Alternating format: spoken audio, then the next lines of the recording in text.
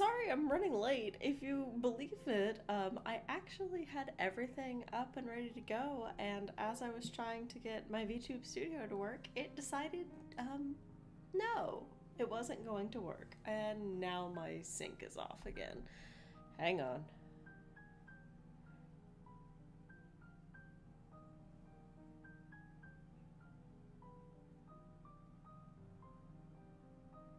We good now? Looks better. So I hope all of you have had a good day, a good week.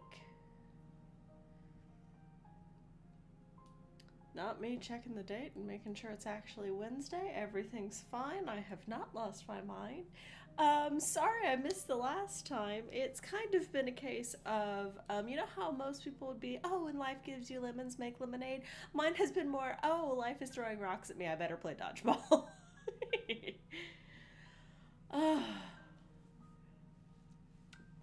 But if you didn't notice the post from last week, I will just tack on an extra week at the end of this to make up for missing a week. That way we can still do all of the planned ones and still have the one that can be voted on. I've got a bit of weather. We'll hope that that doesn't do anything. We're just going to ignore the weather. So, yes, despite the fact that I have managed to get here late, I was actually prepared and ready to go, and then my technology. Basically my phone didn't want to connect to the computer, and so I couldn't get VTube Studio to sync properly. But yeah, so as per usual, it is still sequel summer, despite the weather. And much like last time where we were in Egypt, guess where we are again? We're in Egypt. So let's get this started. As per usual, this is meant to entertain and inform. I do not hold any of the rights to the works described, and I hope you enjoy. So yeah. So this is Where the Library Hides by Isabella Banez. Point of order, for just in case anybody new pops in. Sequel summer means that I am doing sequels to books I have previously discussed on stream. So last time I talked about What the River Knows. This time we're doing Where the Library Hides. So we will get to the point where I start talking, and it's going to be spoilery for the first book. I can't help that. I'm talking about the second book. Speaking of, much like the first book, this was published by Wednesday Books in 2024. It is part of a series. It is part of a duology, The Secrets of the Nile, and this is book 2.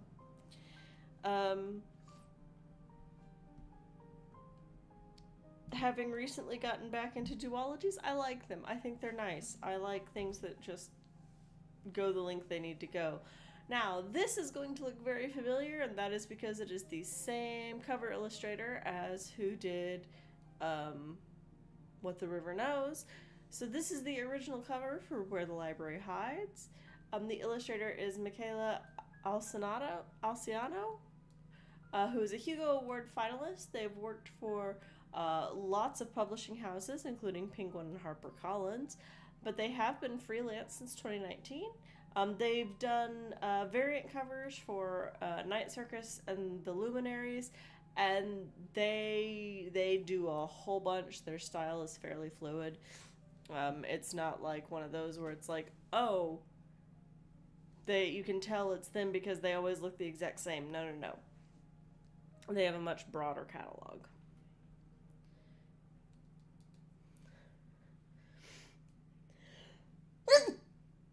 Oh, excuse me, sorry.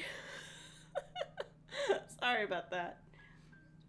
I will say I have a different edition than this cover, but I didn't include it because it's a recolor of this cover. So mine is all blue and bronze. It doesn't have the reds. So about the author, this is Isabel Ibanez. She is a historical fantasy author. We've talked about What the River Knows, which is the other one in this series. She's done other historical fiction novels, and the other one I've read is Together We Burn. That one's a lot of fun because that is a bit more on the fantasy side of historical fantasy, and this one is a bit more of the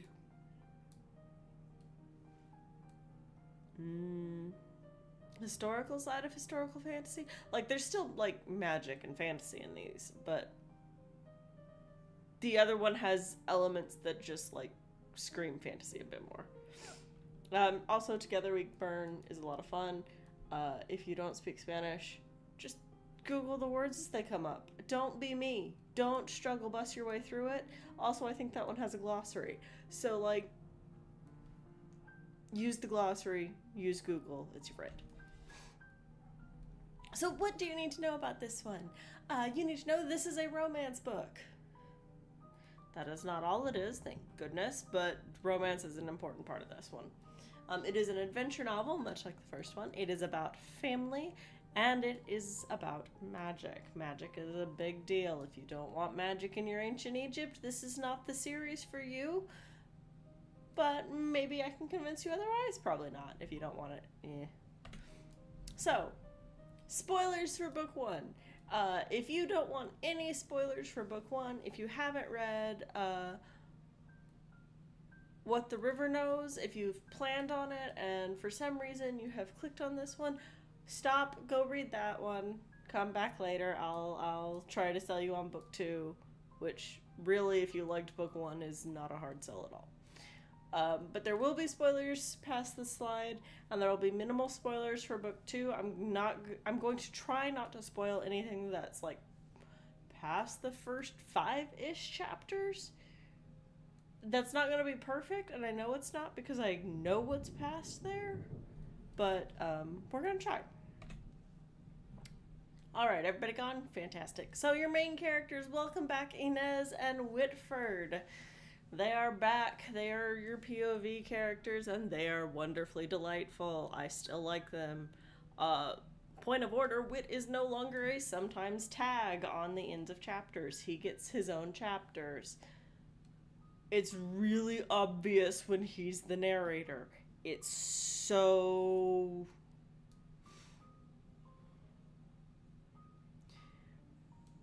nice. I don't dislike Inez. I don't dislike her at all. I don't dislike how she's written. I don't dislike her voice. I prefer Whit's. I will just put it that way. I prefer Whit, even when he's being dumb. So this book picks up immediately after What the River Knows. No time jump. It is one story split into 2 books. So this is not a matter of oh, it's a sequel and it's several months in the future. No, this is very much book 1 ended and then book 2 started. It's no time jump, and I say this typically when I say that, that's a detriment. In this case, it's not. It is one seamless story that has just been put into 2 books. Honestly, it could have been published together and I would have been fine. I still, like I said here, I still really prefer Whit's perspective. I like Inez better in this book than I did in the first book. You actually see the growth, even though it's such a close time frame. You see what happened in book 1 really affects her in book 2.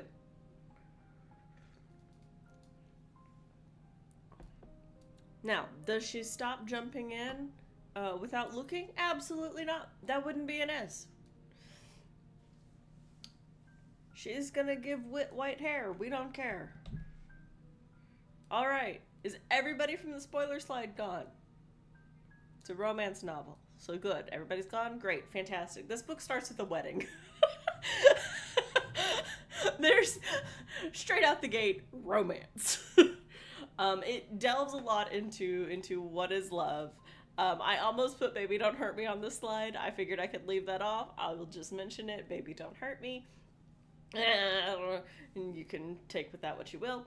Um, but it is a romance novel. It is a novel with romance, and the romance is actually much more of a driving force in this one than it was in the other. It is also a novel that explores love. The love between how a child loves their parent, whether they are estranged or not. It is the love of a sibling for another sibling. Because while Inez is an only child, Wit has two siblings. It is the love between a spouse and their spouse. It also explores things like affairs and all that fun nonsense. And it is the love a parent has for their child versus how a child loves their parent. It explores all of these to various degrees. Some people are better at this than others. 99% of it wraps around Inez, but that doesn't mean it leaves Wit out. He gets lobbed into most of these as well, but Inez is the one who gets pulled more. Let me put it that way.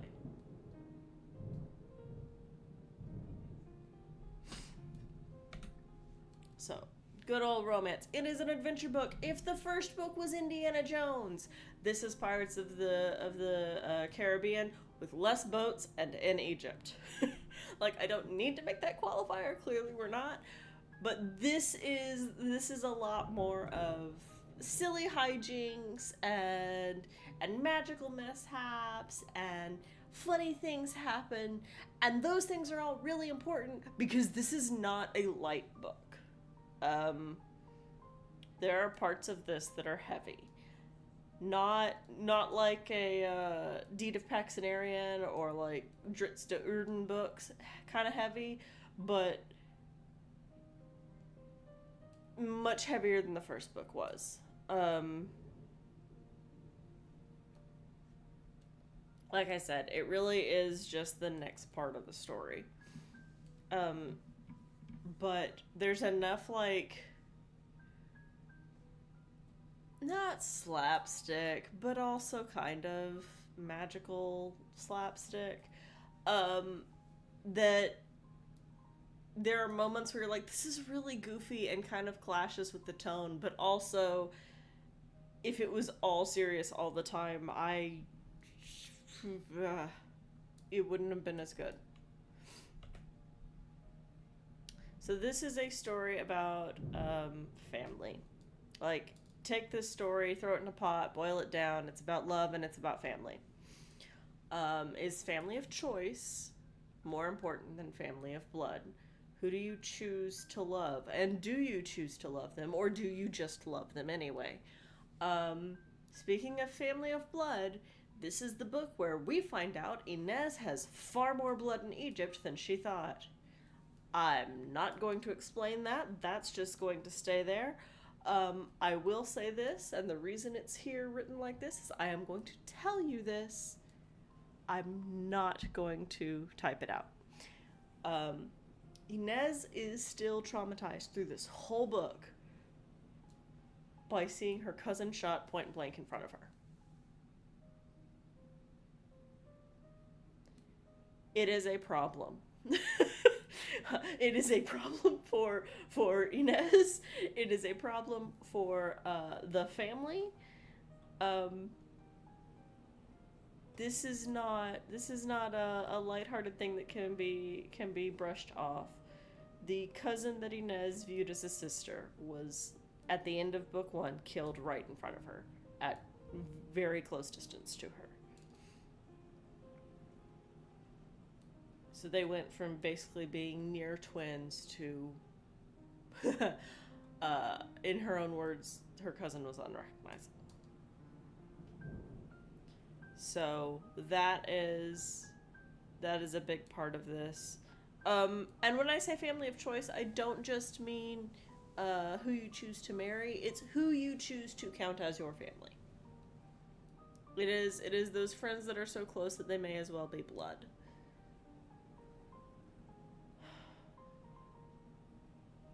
And do those relationships count more, less, or equal than the ones who are in fact blood related to you? And does having family that is related to you by blood absolve them of the potentially terrible things that they either did or were complicit to? Much of the driving mystery in this book is Inez trying to find her mother, who ran off at the end of the last book. And she wants her mother brought to justice, but she doesn't want her killed. So that is the function that you're going off of through most of this. And finally, magic. So, there's a lot of magic in this book compared to the first book. Like, the first book had hints of it, and it was all nice and mysterious and blah, blah, blah. This one, they keep saying magic is rare. Yeah, unlike the previous book, this one is lip service. Like, you have a D&D party's worth of magic items at all times, in every location. Everybody has at least one. There's plenty to go around. The bad guys have magic. The good guys have magic. Some of it's more helpful than others. Sometimes they're like, oh man, I wish I had this magic item that was in the last book. Too bad we don't have the sandal that makes light. Yeah.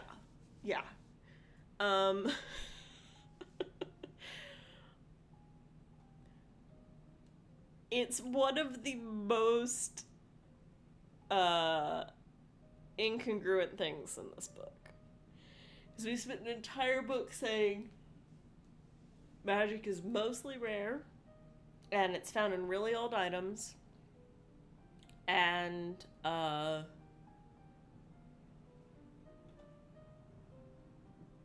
magic is dying, and blah blah blah. And this book, everybody's got some magic. Literally everyone. And part of that is because you're following around the bad guys who want the magic, so of course they have some of it. But also, like, people you wouldn't expect to have it. So, like, no. It's dumb. It really is. There's so much magic in this book that claims magic is rare. I will say this. I highly recommend this duology. Read them both. Read them back to back. Don't stop. Just go from book 1 into book 2 if you can. I read them several months apart. It didn't hurt me at all. But if you like the story, just keep going. It's a really simple read. It does get heavy at times. And sometimes I wanted to throw either Wit or Inez out a window because they were being silly or frustrating in turn. But they're sweet. I like them. Oh, excuse me.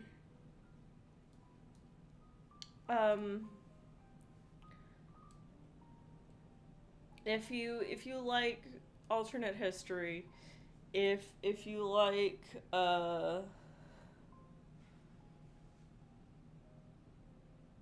magic in your history, these are great.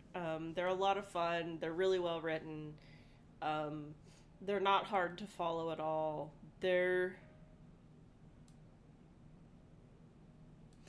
just as complex as they need to be. So I frequently use Tolkien and Lord of the Rings versus C.S. Lewis and Narnia as my how easiest is to read and understand. Because you can read and understand both of them, but one of them is much faster to read, and the other one is just going to take more time.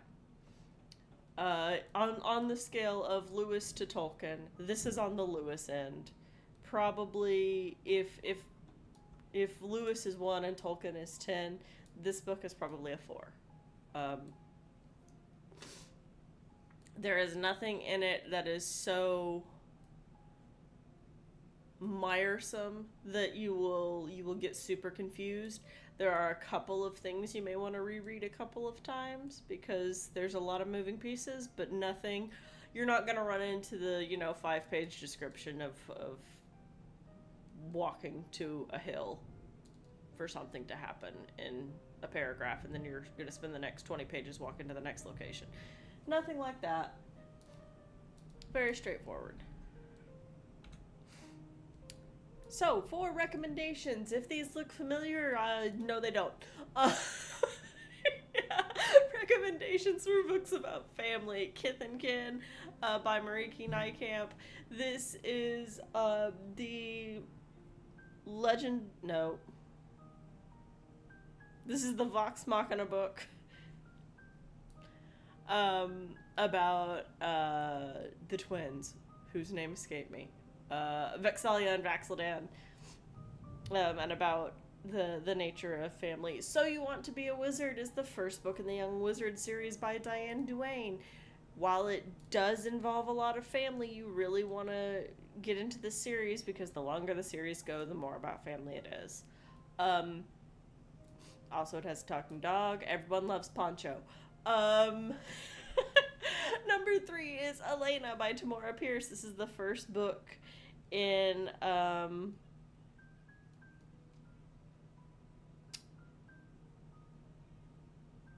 what is the name of the actual series? Hang on.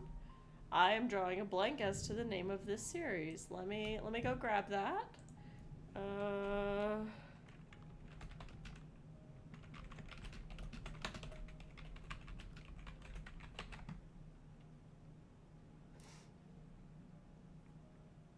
Song of the Lioness. That's what it's called. That's the name of the series. It is book 1 of the Song of the Lioness Quartet. You have several layers of family in this. You have several people with family in this. And much like So You Want to Be a Wizard, the further along that quartet goes, the more about family it is. I will say the interesting thing is that this is one of Tamora Pierce's Tortall books. Most of them have something to do with family, but a lot of the series don't have family to do with each other. There's a couple that do. But in order to not spoil the plots of multiple books, I'm not going to say which ones those are. But I highly recommend The Song of the Lioness. And then Ranger's Apprentice, The Ruins of Gorlin by John Flanagan. This one I put on here because this is strictly a found family. This is not a family of blood. This is a family of choice, as opposed to the others that are some mix. Except Kith and Kin is family of blood. But it is a family of choice, and since that is also a part of Where the Library Hides, I figured it was fair to throw that one out here. It is a much faster read than any of the others on this list, so easiest to hardest read on this list is Ranger's Apprentice, Ruins of Gorlin, So You Want to Be a Wizard, Elena, and then Kith and Kin. I found Kith and Kin to be a fast read. I am also a critter, so that kind of puts it at a different level for me. Hello? I clicked the button. There we go. And then the final recommendation is for Magic again. If these look similar, no they don't. The Lost Years of Merlin by T.A. Barron is the first book in the Lost Years of Merlin cycle? Series? Look, it was a trilogy and then he kept writing. It's about Merlin, and yeah, I mean that Merlin, like King Arthur's Merlin, as a kid. It's a lot of fun. There's so much magic, it's not even funny. And 90% of it is around Merlin and not Merlin himself. He's a delight, though. He's an adorable little kid. The Crystal Shard by R.A. Salvatore. This is the first book in the Icewind Dale trilogy, if I haven't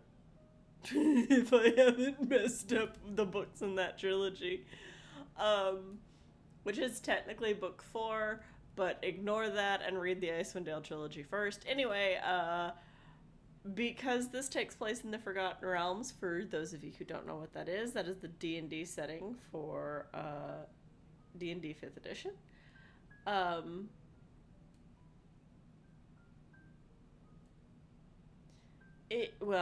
several others. But anyway, it is that D&D setting, so it will have familiar things if you play D&D. If you play Baldur's Gate is in the Forgotten Realms. It's familiar, you'll see it if you get far enough in the books. They do a brief stint in Baldur's Gate. But it does take place before the events of Baldur's Gate 3. But yeah, so that's a lot of fun. Next on the list is Howl's Moving Castle by Diana Wynne Jones. Yes, I've talked about this one. Yes, I will be reading a sequel for this one, because I accidentally did them out of order last year. So I have to do the other one. If you've seen the movie, read the book. If you haven't seen the movie, read the book anyway, and then go watch the movie and appreciate them, because they are similar enough for you to appreciate them and different enough for them to be distinctly their own. I highly recommend either order. One does not exclude the other. It's just a different telling, basically.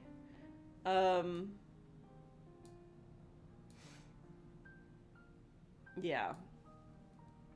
Sophie is wonderful in both of them. Howl is silly and... No, he's not. Howl is Howl in both of them. It's just how he is Howl is different. And then the last one here, I debated on putting the one I actually like, but I figured I'd be fair and pick the first one in the series. Oversea and Understone by Susan Cooper is the first book in the Dark is Rising sequence. It has magic in it, but much like on the other books, the further you get into the series, the more magic you get. Book 2 has way more than book 1. Also, none of the characters are the same. Well, no, one of the characters is the same. This one is literally about children. The next one is about the youngest of the old ones, and follows that kind of vibe. I highly recommend reading that sequence. If you read this first one and you're like, man, I don't enjoy it, it's really boring and it's about a bunch of kids, read the next one. Please read the next one. Please read The Dark is Rising. The actual book, The Dark is Rising, before you make your judgment about the whole series. The only reason I put this one on here is because it's technically the first one, and if you want to read through the whole sequence, you really do have to read both this one and Greenwich to get through it all, or Greenwich. Look, I look at it and I see Greenwich. It may be Greenwich. We're just gonna ignore that. But yeah, so that is where the library hides. You'll notice I didn't mention anything about the library, so let's talk about that for a second. 3 guesses which library we're talking about. Your first 2 don't count, because it's ancient Egypt. If you know anything about ancient Egypt, it is, yes, in fact, that library. There's nothing wrong with that. I don't... The name doesn't really reflect the book. I will say that. Much like the first name didn't completely reflect, like what the river knows didn't completely reflect everything, this one doesn't either.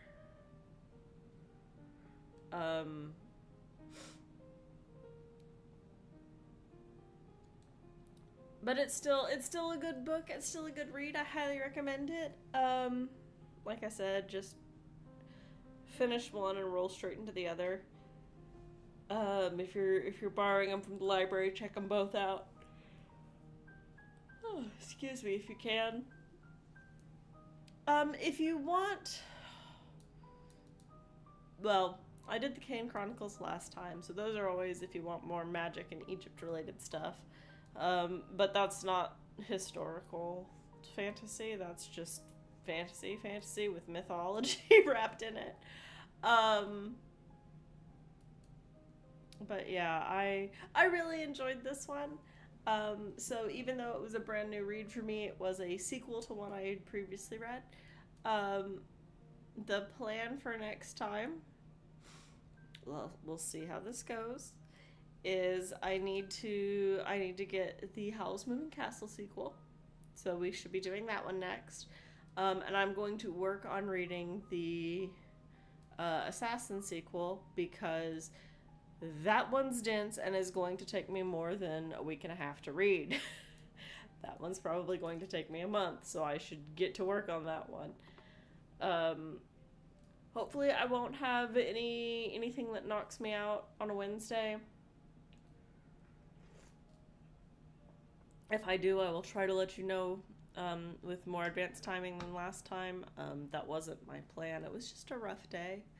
Um, but yeah, my goal is to keep plodding along. I have not forgotten that I promised Beowulf. I've also not forgotten that I promised thumbnails, and those haven't happened yet. So never. They have not dropped off my radar. They just life keeps happening, and I have to prioritize. um,